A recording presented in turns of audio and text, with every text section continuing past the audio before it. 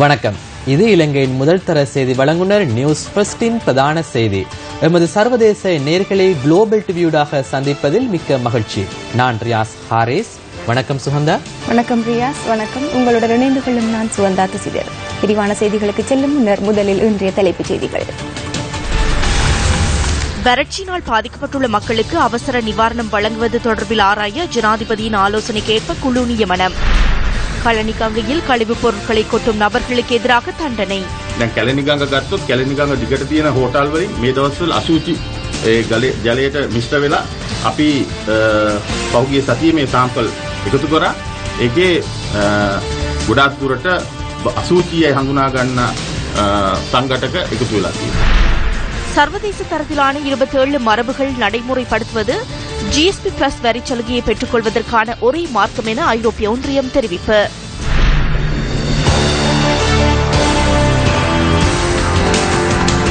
வறட்சியினால் மக்களுக்கு ஏற்படும் பாதிப்புகளை குறைக்கும் வகையில் அவசர தீர்மானங்களை எடுப்பதற்காக அமைச்சின் செயலாளர்களை உள்ளடக்கிய விசேட குழு ஒன்றை நியமிக்குமாறு ஜனாதிபதி ஆலோசனை வழங்கியுள்ளார். வறட்சியினால் பாதிக்கப்பட்டுள்ள மக்களுக்கு நிவாரணம் வழங்குவது தொடர்பில் ஜனாதிபதி தலைமையில் இன்று பேச்சுவார்த்தையொன்று நடைபெற்றது.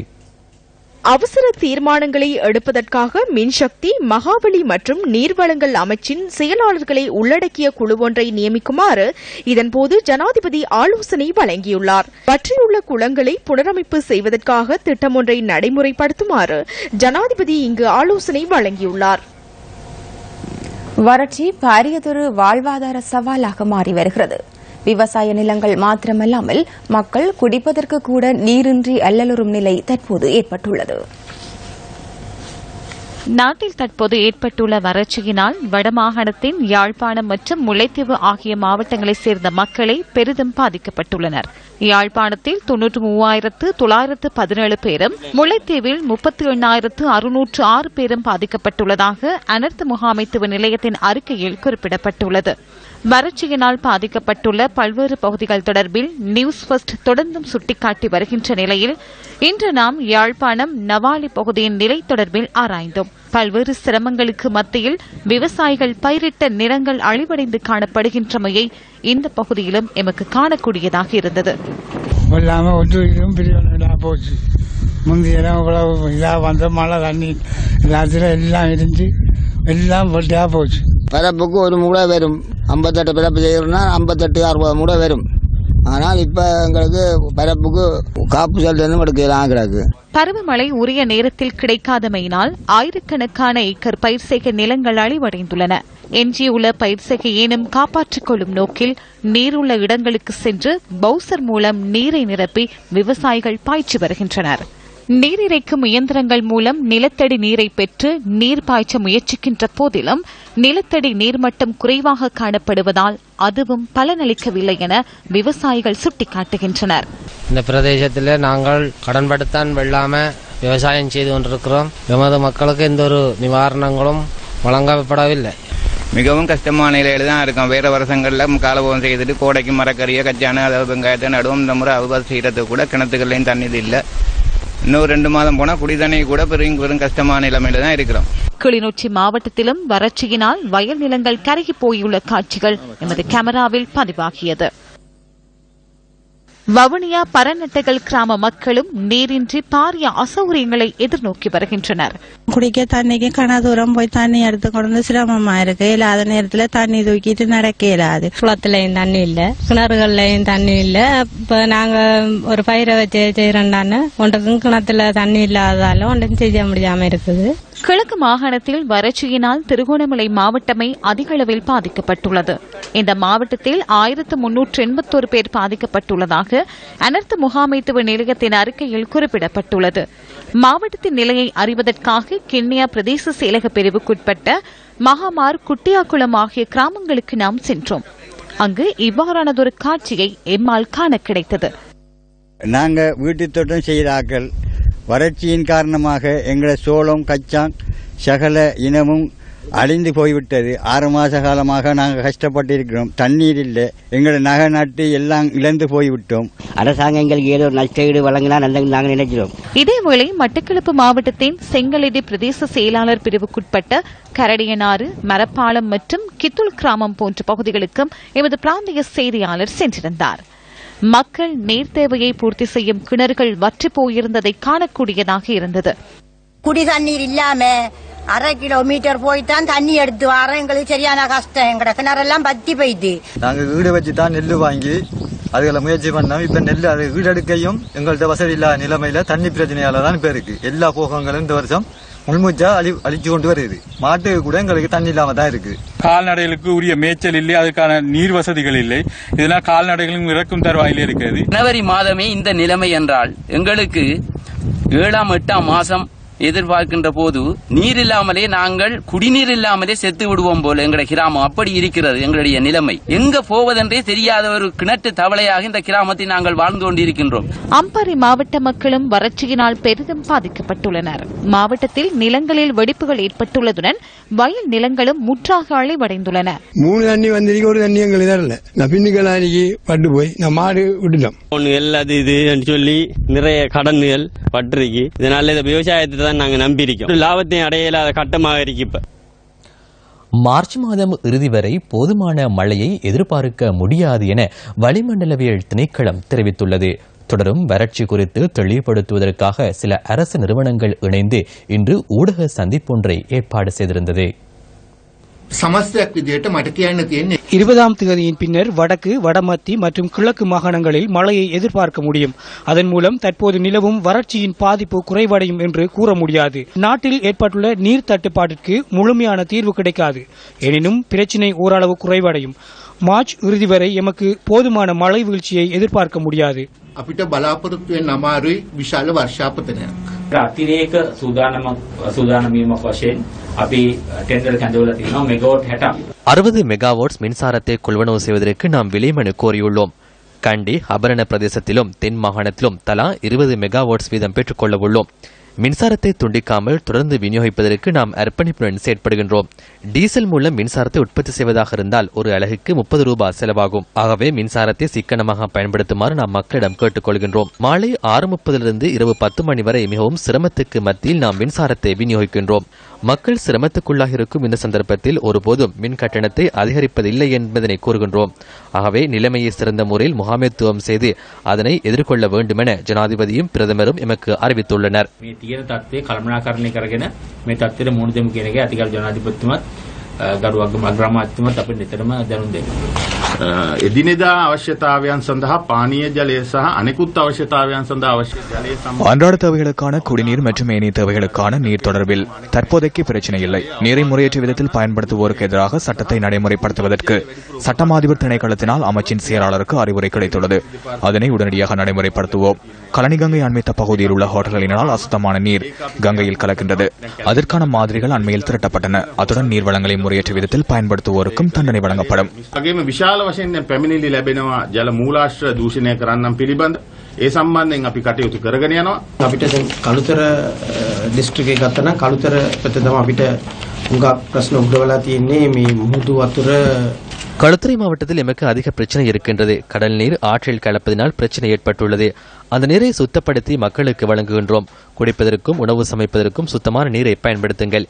ஏனைய தேவைகளுக்கு அந்த நீரை பயன்படுத்துவதில் பிரச்சனை இல்லை. மாத்தறை மாவட்டத்திலும் பிரச்சனை உள்ளது. அதனால் ஒரு மணித்தியாலத்துக்கு நீர் விநியோகம் தடைப்படும்.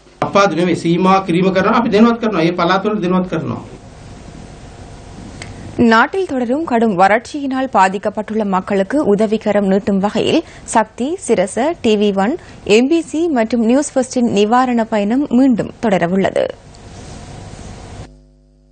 நாளை காலை 8:30 மணியிலிருந்து நிவாரண பயணத்திற்கான பொருட்களை சேகரிக்கும் நடவடிக்கை பல இடங்களில் ஆரம்பமாக உள்ளது. கொழும்பு 2 பிரேப்ரூக் பிளேஸில் உள்ள சக்தி சிரச பிரதான அலுவலகம், ராத்மலான ஸ்டைன் கலேகம், அரளிய உயர்ன தெப்பானம் அலுவலகம் மற்றும் கொழும்பு டாலி வீதியில் உள்ள ஹாரிசன்ஸ் நிறுவன அலுவலகம் என்பவற்றில் உதவிப் பொருட்கள் சேகரிக்கப்பட உள்ளன. 2 நாட்கள் உதவிப் பொருட்களை சேகரித்த பின்னர் எதிர்வரும் சனிக்கிழமை அவற்றை பாதிக்கப்பட்டுள்ள மக்களுக்காக எடுத்துச் செல்வதற்கு வரையறுக்கப்பட்ட கேபிட்டல் மகாராஜா நிறுவனம் தீர்மானித்துள்ளது. மட்டக்களப்பு கூட்டுறவு மண்டபத்தில் தமிழ் மக்கள் பேரவையின் கூட்டம் ஒன்று இன்று நடைபெற்றது. தமிழ் தேசிய கூட்டமைப்பினர் எழுக தமிழ் நிகழ்வு நடைபெறவிருக்கின்ற தினத்துக்கு மிக அண்மித்த தினத்தில் உழவர் விழாவான பொங்கல் விழாவினை நடாத்த ஏற்பாடுகளை அவர்கள் செய்து வருகின்ற நிலையில் அவ்விழா சிறப்புற நடைபெறுவதற்கு இடமளிக்கின்ற வகையிலும் கிழக்கு மாகாண பாடசாலைகளுக்கான பதில் பாடசாலை ஒன்றினை எழுக தமிழ் நடைபெற இருக்கின்ற அதே தினத்தில் நடாத்த கிழக்கு மாகாண அமைச்சு முடிவெடுத்திருக்கின்ற நிலையில் எழுக தமிழ் நிகழ்வு பாடசாலை நடவடிக்கைகளுக்கு குந்தகத்தை ஏற்படுத்திவிடக் கூடாதென்ற வகையிலும் எதிர்வரும் தை மாதம் 21ஆம் தேதி அன்று நடாத்தவென தமிழ் மக்கள் பேரவையினால் திட்டமிடப்பட்டிருந்த எழுக தமிழ் நிகழ்வை தமிழ் மக்கள் பேரவை வருகின்ற 28ஆம் தேதி நடாத்துவதற்காக நாங்கள் ஒழுங்குகளை மேற்கொண்டிருக்கிறோம். இன்று இந்த மாவட்டத்தில் இருக்கின்ற மக்கள் மிகவும் கொந்தளித்து போயிருக்கிறார்கள். இந்த வருஷம் பிறந்த ஆரம்பத்திலேயே மக்கள் வீதியிலே வீதிக்கு வந்து விட்டார்கள். எங்கு பார்த்தாலும் ஆர்ப்பாட்டங்கள். ஜனவரி மாதம் 1ஆம் தேதி மட்டக்களப்பு மாவட்டத்தில் மட்டுமல்ல கிழக்கிலே எல்லா இடங்களிலும் எங்களுடைய தமிழ் மக்கள் வீதியிலே வந்து இறங்கி போராடுகின்ற நிலை. நேற்று கூட 4-5 ஆர்ப்பாட்டங்கள் மட்டக்களப்பு மாவட்டத்தில் ஆங்காங்கே தொடர்ச்சியாக ஆர்ப்பாட்டங்கள் நடந்து கொண்டிருக்கின்றது. இப்ப தமிழ் தேசிய கூட்டமைப்பில் இருக்கின்ற எந்த கட்சியை சேர்ந்தாக்கலாம் சரி, மட்டக்களப்பில் தமிழ் மக்கள் சார்ந்த தலைமையாளர்கள் எல்லாம் அந்த ஆர்ப்பாட்டங்களுக்கு போறாங்க தானே. இப்படி குழப்பம்னு சொல்றாங்க. இனிமேல் எந்த ஆர்ப்பாட்டங்களும் வரக்கூடாது. தமிழ் மக்கள் சம்பந்தமான எந்த ஆர்ப்பாட்டங்களுக்கும் வரக்கூடாது. இது ஒட்டுமொத்த மக்கள் சேர்ந்து தங்களோட எதிர்ப்பை தெரிவிக்கிறது. இது ஒரு வகையான ஆர்ப்பாட்டம் தான். இதை எதிர்ப்பவர்கள் தயவு செய்து இனிமேல் இந்த மட்டக்களப்பு மாவட்டத்தில் தமிழ் மக்கள் எங்கேயாவது காணி அபகரிப்பு, எங்கேயாவது தங்களுடைய பிரச்சனை சம்பந்தமாக செய்தால் வராம விடலாம் நினைக்கின்றேன். மஹிந்த ராஜபக்சோட சேர்ந்தவர்கள் தென்னிலங்கையில் நடத்துகின்ற ஆர்ப்பாட்டத்தையும் எங்களுடைய மக்கள் செய்கின்றதையும் கொண்டு குழப்புகின்ற செயற்பாடாக பார்க்கின்றோம். நான் ஒன்று கேட்கிறேன், தென்னிலங்கையில் எங்கேயாவது ராணுவங்கள் காணிகளை பிடிச்சு வச்சிருக்கா? அல்ல தென்னிலங்கையில் எங்கேயாவது காணாமல் போக செய்யப்பட்டவர்கள் பற்றி ஆர்ப்பாட்டம் நடக்குதா? இல்ல. தென்னிலங்கையில் நடக்கின்ற குழப்பம் என்னன்னு சொன்னால் ஆட்சியை கைப்பற்றுவதற்கான குழப்பம். இங்கு எங்கள் மக்கள் செய்வதே நான் ஜனாதிபதி ஆவதற்கோ அல்லது இவர் பிரதமர் ஆவதற்கோ இவர் அமைச்சராவதற்கோ நடத்துகின்ற செயற்பாடல்ல. எங்கள் மக்களுடைய உரிமை, நியாயமான நீதியான எங்கள் மக்களுக்கு தேவையான விஷயத்துக்கு இலங்கைக்கு ஜிஎஸ்பி பிளஸ் வரிச்சலுகை வழங்கும் விடயத்தில் சர்வதேச தரத்திலான 27 மரபுகள் நடைமுறைப்படுத்தப்படுகின்றதா என்பது தொடர்பில் மாத்திரமே கவனம் செலுத்துவதாக ஐரோப்பிய ஒன்றியம் தெரிவித்துள்ளது.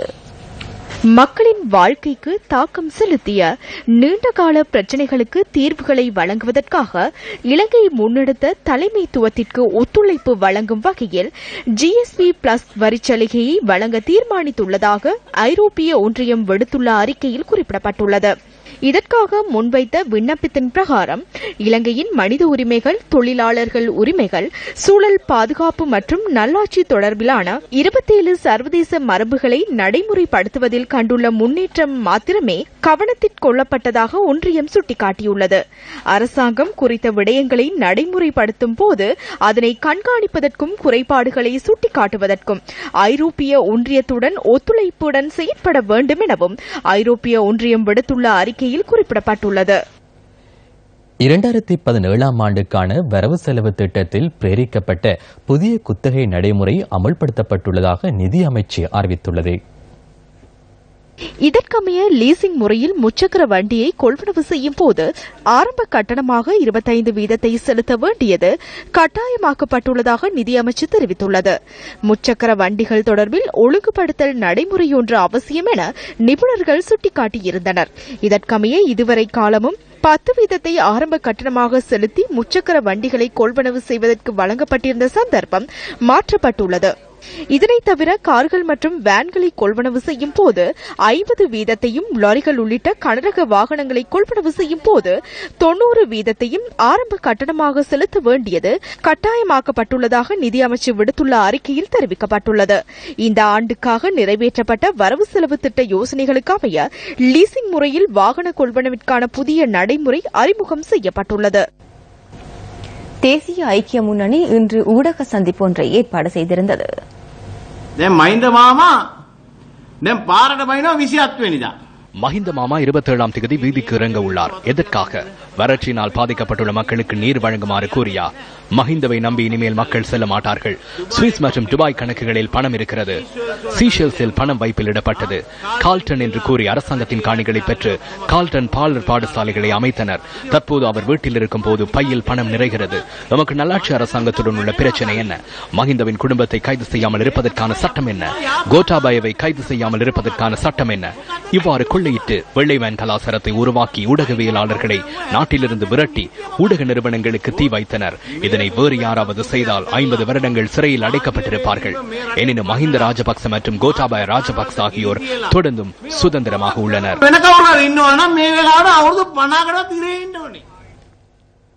நேற்று சமர்ப்பிக்கப்பட்ட உள்ளூராட்சி மன்ற எல்லை நிர்ணய மேன்முறையீட்டு குழுவின் அறிக்கை தொடர்பில் ஸ்ரீலங்கா முஸ்லிம் காங்கிரசின் தலைமை காரியாலயத்தில் இன்று பேச்சுவார்த்தையொன்று இடம்பெற்றது. இந்த பேச்சுவார்த்தையில் ஸ்ரீலங்கா முஸ்லிம் காங்கிரஸ், தமிழ் முற்போக்கு கூட்டணி மற்றும் ஈழ மக்கள் ஜனநாயக கட்சியின் பிரதிநிதிகள் உள்ளிட்ட பலரும் கலந்து கொண்டிருந்தனர்.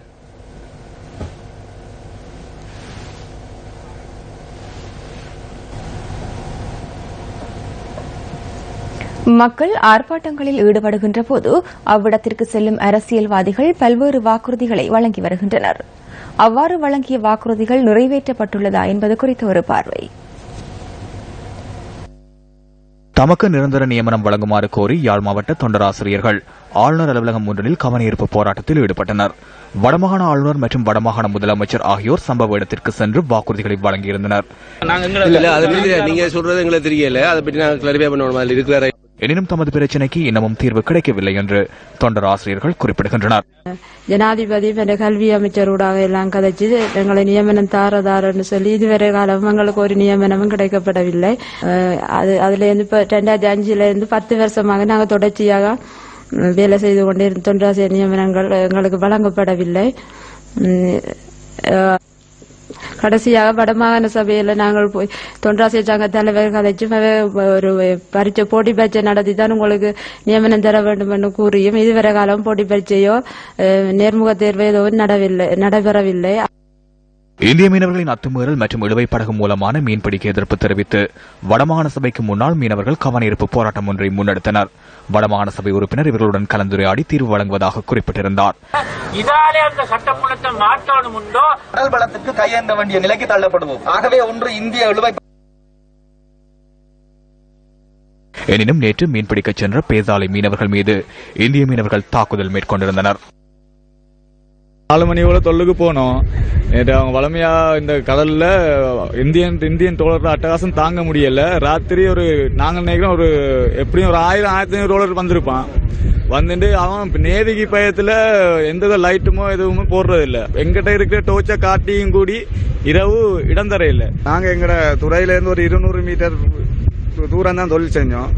நாங்க தொழில் செஞ்சுட்டு இருக்கும்போது அவன் வேணுமென்றே வந்து எங்களை போட்டு அடிச்சு உடைச்சு எங்களை நாங்க அந்த போட்ல ஏற எங்களை வெட்டுவேன்னு சொல்லி தான் நாங்க கடல்ல பாஞ்சு பண்ணிஞ்சு எங்கட ஆக்களுக்கு மீனவருக்கு போன் பண்ணி தான் எங்களை கொண்டிருக்காங்க கரையை. நாங்க எங்கட துறையில இருந்து ஒரு 200 மீட்டர் தூரம் தான் தொழில் செஞ்சோம். நாங்க தொழில் செஞ்சுட்டு இருக்கும்போது அவன் வேணுமென்றே வந்து எங்களை போட்டு அடிச்சு உடைச்சு எங்களை நாங்க அந்த போட்ல ஏற எங்களை வெட்டுவேன்னு சொல்லி தான் நாங்க கடல்ல பாஞ்சு பண்ணிஞ்சு எங்கட ஆக்களுக்கு மீனவருக்கு போன் பண்ணி தான் எங்களை கொண்டிருக்காங்க கரையை. ஏறாவூர் பொன்னைக்குடா கடற்கரை பகுதி மீனவர்கள் தமது தங்குமிட வாடியில் வேறு பகுதியில் இருந்து வருவோர் அத்துமீறி நுழைவதாக தெரிவித்து ஆர்ப்பாட்டத்தில் ஈடுபட்டனர். சம்பவ இடத்திற்கு பாராளுமன்ற உறுப்பினர் எஸ். வி. ஆனந்தன் சென்றிருந்தார். எனினும் வேறு பகுதி மீனவர்களின் பிரச்சினைக்கு இன்னமும் தீர்வு கிடைக்கவில்லை என்று மீனவர்கள் தெரிவித்தனர். உற்பத்தி கொடுப்பனவான 140 ரூபாய் சீரான முறையில் வழங்கப்படாமைக்கு எதிர்ப்பு தெரிவித்து ஹட்டன் மல்லியப்பூ சந்தையில் தோட்ட தொழிலாளர்கள் எதிர்ப்பு பேரணியில் ஈடுபட்டனர். இதில் இலங்கை தொழிலாளர் காங்கிரஸ் தலைவர் முத்து சிவலிங்கம் கலந்து கொண்டிருந்தார். எனினும் தோட்ட தொழிலாளர்களின் பிரச்சினைக்கு இன்னமும் தீர்வு எட்டப்படவில்லை. உள்ளூர் இழுவைப் படகுகளின் அடாவடி உட்பட தீவக மீனவர்கள் எதிர்நோக்கும் அனைத்து பிரச்சினைகளுக்கும் உடனடி தீர்வு வேண்டும் என்ற தலைப்பில் யாழ் ஊடக அமையத்தில் இன்று ஊடக சந்திப்பொன்று நடைபெற்றது.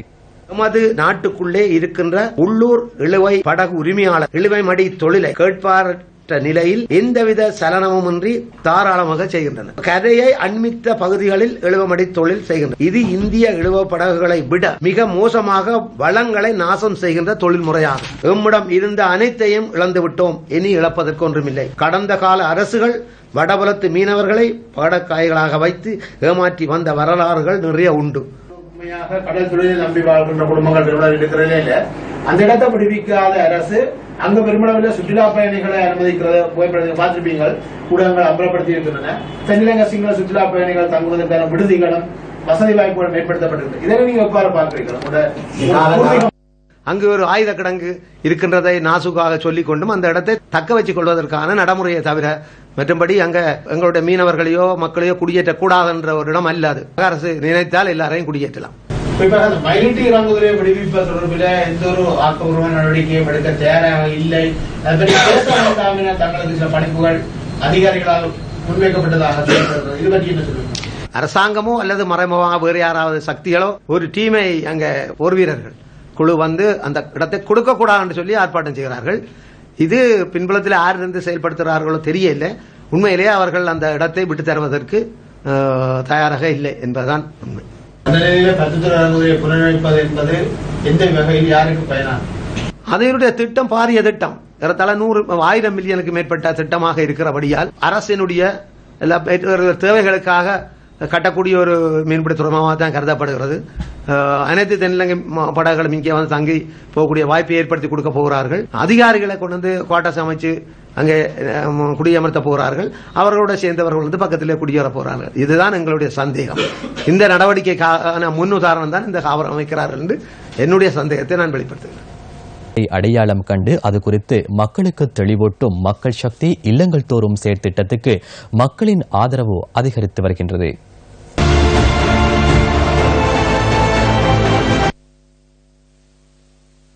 கிளிநொச்சி மாவட்டத்தில் அரசியல்வாதிகளின் நடமாடுகை மறக்கப்பட்ட பகுதிகளுக்கு இரண்டாவது நாளாகவும் விஜயம் செய்த மக்கள் சக்தி குழுவினரை பிரதேச மக்கள் வரவேற்றனர். பூநகரி பிரதேச செயலக பிரிவிற்குட்பட்ட ஞானிமடம், கற்காத்தீவு, நாச்சிக்குளம், வேரவில் மற்றும் முழங்காவில் ஆகிய பகுதிகளுக்கு மக்கள் சக்தி குழுவினர் பயணித்திருந்தனர்.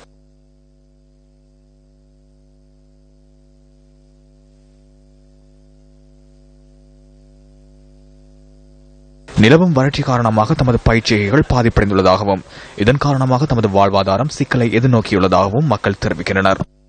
பிரதேசத்தில் விவசாயம் செய்வது மழை காரணத்தால வயல் அழிஞ்சு தோட்ட வருமானமும் இல்லை, வயலும் அழிஞ்சதால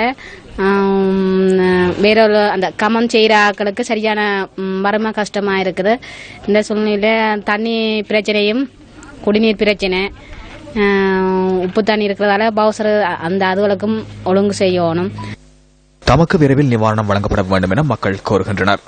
பிரதேச செயலக பிரிவினால் 2 நாட்களுக்கு ஒரு தடவையே மக்களுக்கான குடிநீர் வழங்கப்படுகின்ற போதிலும் அது போதுமானதாக இல்லை என மக்கள் தெரிவிக்கின்றனர். நாச்சிமடம் பகுதியில் நிலவும் குடிநீர் பிரச்சினையால் இங்குள்ள பாடசாலை சிறார்கள் போஷாக் உணவினை பெற்றுக் கொள்வதில் சிக்கலை எதிர்நோக்குகின்றனர். திருகோணமலை மாவட்ட ஒருங்கிணைப்பு குழு கூட்டம் இன்று நடைபெற்றது. இணைத் தலைவர்களான இரா சம்பந்தன், அப்துல்லா மௌரூப், இம்ரான் மௌரூப் மற்றும் சுசந்த பொஞ்சிநிலைமை ஆகியோர் தலைமையில் மாவட்ட ஒருங்கிணைப்பு குழு கூட்டம் நடைபெற்றது. வறட்சியானது எதிர்வரும் சில மாதங்களுக்கு தொடர்ச்சியாக கண்டினியூ பண்ணலாம் என்பதை இதுவரை கிடைக்கப்பட்ட எதிர்ப்பு கூறல். முக்கியமாக நாங்கள் நம்பியிருக்கின்ற பாரிய நீர்ப்பாசனங்கள் போதிய அளவு நீர் பற்றி நிலையில் இல்லாத காரணத்தினாலும் நாங்கள் மோசமாக வறட்சி எதிர்நோக்க வேண்டிய ஒரு தேவைப்பாடு இருக்கிறது. மேலதிகமான இலகு கடன் திட்டங்கள் ஏதும் விவசாய வளங்கள் ஏதும் வழங்கக்கூடிய மாதிரி விவசாயிகளுக்குரிய மாற்று வழிகளை நாங்கள் பார்க்க வேண்டியது அவசரமாக. எதிர்காலங்கள் இவ்வாறான வறட்சியை தடுக்கக்கூடிய நீண்டகால திட்டங்களை நாங்கள் முன்மொழிய வேண்டிய தேவைப்பாடு இருக்குது. 69 குளங்களை புறவைக்க வேண்டிய தேவைப்பாடு முன்வைக்கப்பட்டிருக்குது. 6 கிராம சேவர் பிரிவுகளுக்கு 98 குழாய் கிணறுகள் அமைக்க வேண்டிய தேவைப்பாடு முன்மொழியப்பட்டிருக்குது. குச்சவெளி, மூதூர், வெறுகல் உள்ளிட்ட பல பகுதிகளில் கடந்த 30 வருடங்களுக்கு முன்னதாக இடம்பெயர்ந்த மக்கள் அப்பகுதிகளில் வாழவில்லை. அந்த பகுதிகள் தற்போது காடாக மாறியுள்ளது. தற்போது வனஜீவராசிகள் திணைக்கள அதிகாரிகள் அப்பகுதியில் கற்களை போடுகின்றனர், புதிய எல்லைகளை உருவாக்குகின்றனர். அந்த பகுதிகளில் உள்ள காணிகளுக்கான அனுமதி பத்திரங்கள் சில மக்களிடம் உள்ளது. நாம் அது தொடர்பில் அவதானிக்க வேண்டும். மத்திய அரசுக்கும் இந்த விடயம் தொடர்பில் அறிவித்துள்ளோம். அவர்களும் அது தொடர்பில் கவனம் செலுத்தியுள்ளனர். இந்த விடயத்தை நீங்கள் கவனமாக கையாள வேண்டும். மக்கள் வாழ்ந்த விவசாயம் செய்த காணிகள் யுத்தம் காரணமாக அவர்களிடம் பெருந்தமையால் காடுகளாக மாறியுள்ளன. தற்போது அதனை நீங்கள் வனஜீவராசிகள் திணைக்களத்துக்கு சொந்தமானது என கூற முடியாது. இலங்கையின் வீர வீராங்கனைகள் மற்றும் பயிற்றுவிப்பாளர்களை கௌரவிக்கும் ஸ்போர்ட்ஸ் ஃபெஸ்டின் பிளாட்டினம் விருது வழங்கல் விழா இம்முறையும் வெகு விமரிசையாக இடம்பெறவுள்ளது. இதுகுறித்து தெளிவுபடுத்தும் ஊடக சந்திப்பு இன்று விளையாட்டுத்துறை அமைச்சின் கேட்போர் கூடத்தில் நடைபெற்றது.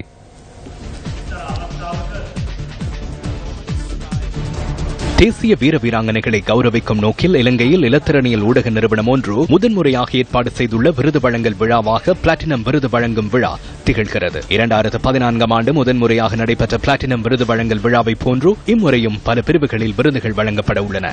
விருது வழங்கல் விழா தொடர்பில் தெளிவுபடுத்தும் இன்றைய நிகழ்வில் பல கலை நிகழ்வுகளும் இடம்பெற்றன.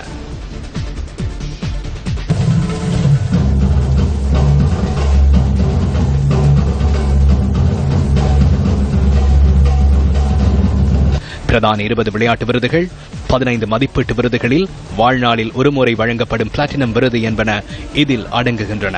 பிரதான 20 விருதுகளில் சிறந்த வீரர், சிறந்த வீராங்கனை, வருடத்தின் சிறந்த வீரர், வீராங்கனை, ஜனரஞ்சக வீரர் மற்றும் வீராங்கனை ஆகியோருக்கான விருதுகளும் உள்ளடங்குகின்றன. கொழும்பு 2 அமைந்துள்ள வரையறுக்கப்பட்ட கேபிட்டல் மகாராஜா நிறுவனத்தின் பிரதான காரியாலயம், விளையாட்டுத்துறை அமைச்சு, விளையாட்டு சங்கங்களின் தலைவர்கள் மற்றும் www.sportsfirst.lk என்ற இணையதளத்தின் மூலமாக விருதுகளுக்கான விண்ணப்பங்களை பெற்றுக்கொள்ள முடியும். வர்ணமயமாக நடைபெறவுள்ள இந்த விருது வழங்கல் விழாவில் இலங்கை அணியின் நட்சத்திர வீரர் திலகராட்டன் டில்ஷான், கிஷு கோமஸ், ஜூலியன் போலின், தலை அலைலீமா, அஜித் பெர்னாண்டோ, தமயந்தி தார்ஷா, ஸ்ரேயானி குலவாங்சர், ருவான் கேருகல போன்ற விளையாட்டு நட்சத்திரங்கள் நடுவர்களாக செயற்பட உள்ளனர். இம்முறை பிளாட்டினம் விருது வழங்கல் விழா எதிர்வரும் மார்ச் மாதம் 31 ரத்மலான ஸ்டைன் கலையகத்தில் நடைபெற உள்ளது. அடுத்த பிரதான செய்தி அறிக்கையினை 10:45 எதிர்பாருங்கள். வணக்கம்.